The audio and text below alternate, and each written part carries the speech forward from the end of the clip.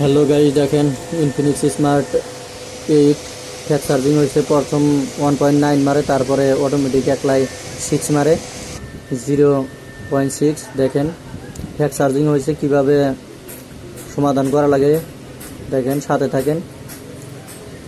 এই 3টা কাটে নিতেছি, 3টা কাটার পরে বড়িয়া করে সাফা করে নেব। সাফা করার পরে এই যে এখানে একটা কয়েল আছে, ওই কয়েলটা চেঞ্জ করে দিলে ফ্যাক্ট চার্জিং ঠিক হয়ে যাব।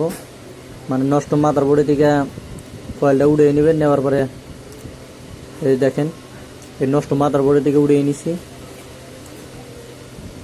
এই কয়েলটা এই যে লাগাই দিছি, লাগানোর পরে এই যে ফিটিং করতেছি। দেখেন ফিটিং করার পরে ঠিক হইল কিনা।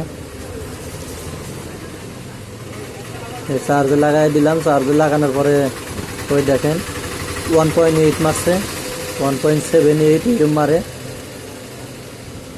ঠিক হয়ে গেছে, ধন্যবাদ। এই দেখেন ঠিক হয়ে গেছে।